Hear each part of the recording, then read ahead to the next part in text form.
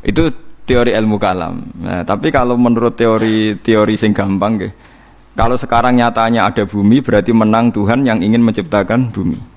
Yang ingin menolak bumi berarti gagal jadi apa? Tuhan. Tapi masalahnya di soal, kalau dia gagal jadi Tuhan berarti mantan Tuhan. Nah, itu mari perkara lagi kan. Nah, makanya ini hanya pengandaian, yaitu ruwete ilmu kalam. Itu hanya pengandaian. Artinya pengandaian karena akal manusia itu terbatas, diberi rangsangan, pengandaiannya begitu. Nggih, tapi sama-sama nggak mungkin kan. Ada dua Tuhan, yang satu ingin menciptakan bumi sukses, yang satu enggak, berarti yang satu gagal jadi Tuhan. Berarti Tuhan pernah dua, cuma yang satu sudah kalah. Lah nanti kalau itu kamu pakai, ada teori baru, nanti ada Tuhan berikutnya yang mungkin lebih canggih. Nah itu repot kan, nah, makanya itu kan repotnya belajar ilmu kalam itu resikonya tinggi. Lah sampean tak warai, ra usah belajar tauhid sing ruwet ngoten, tak warai nganggo model Quran. Dan ini mudah sekali, siapapun bisa. Nak ra iso ya kafir, wong tauhid kok keliru kan kafir. Niki mboten urusan salafi, mboten salafi. Kalau lah ngukumi kafir, nak niku tauhid kok ora iso berarti kafir.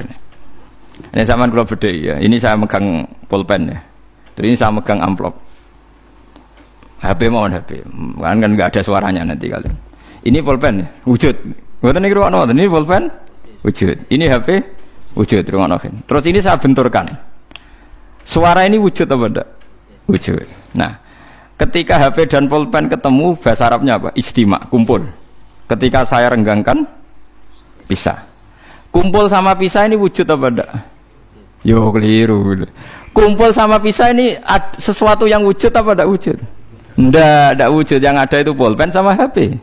Kalau ditempelkan orang bilang itu kumpul, kalau dipisahkan orang namanya pisah. Sekarang kumpul sama pisah itu ada ainnya enggak? Ada fisiknya enggak? Enggak, itu disebut amrun i'tibariyun.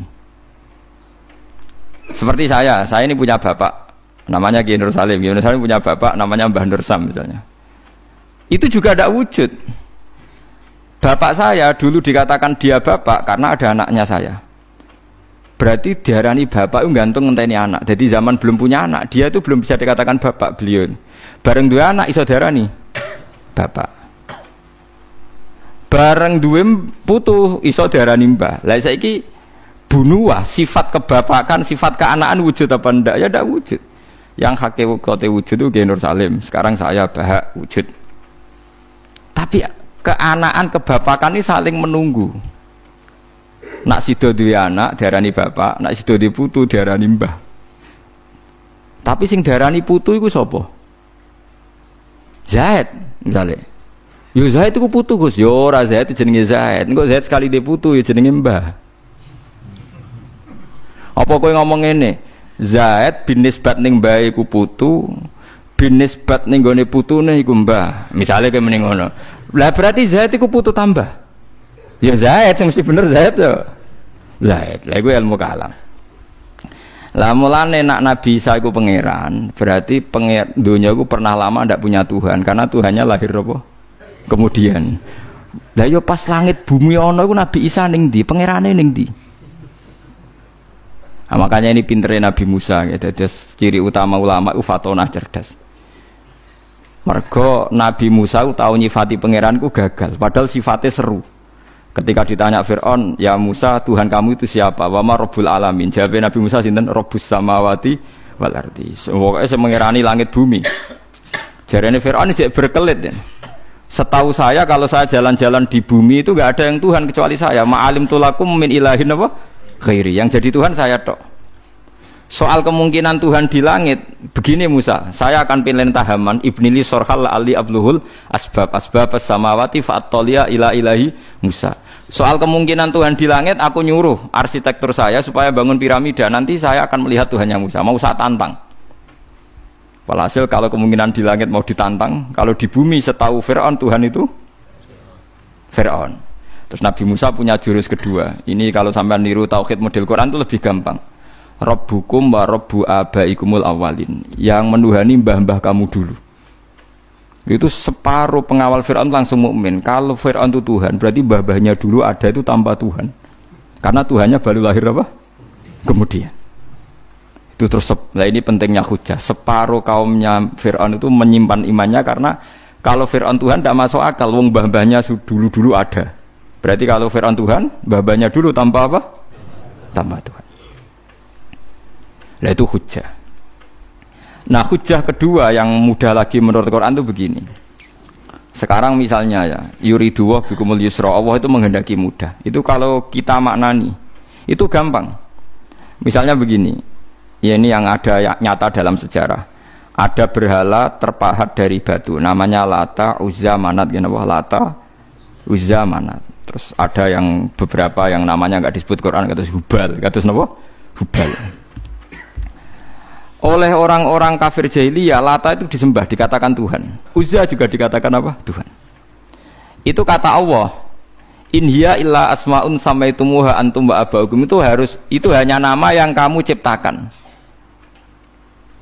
Makanya Allah ngendikan kalau barang tidak benar istilah kaburas kalimatan takhruju min afwahim. Niki rungokno nggih kanca-kanca terutama sing hafal Quran nggih. Misalnya aku darani Mustofa iku ganteng, Mustofa iku sugih.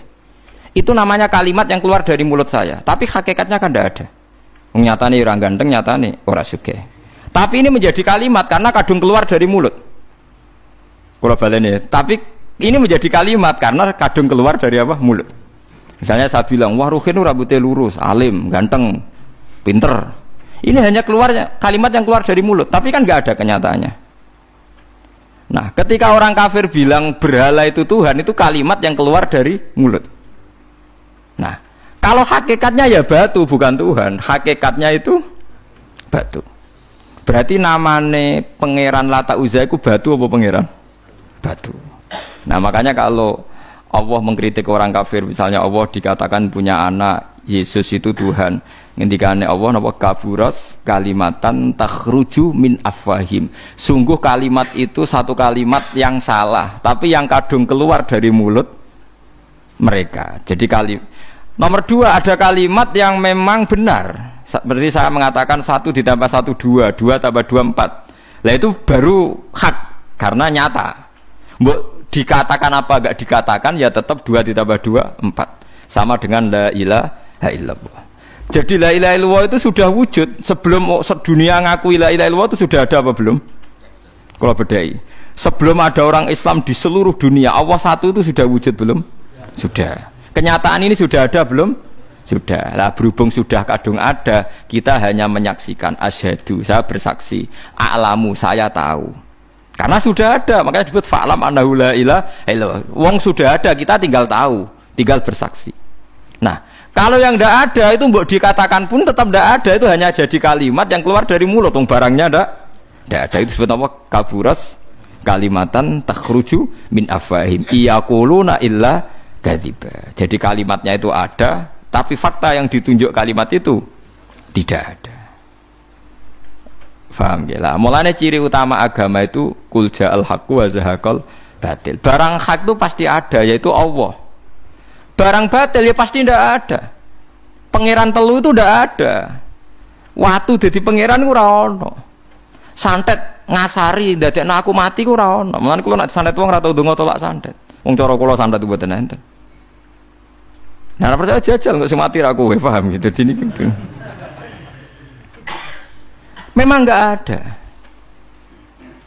Lho soal misalnya tapi wonten Gus yang mati ana dome ning wetenge ngene. Ya sing ana dom. Iku jenenge ora santet biasa wedok. Lah nek mati kena santet itu biasa kepelides truk ya mati. Kena virus.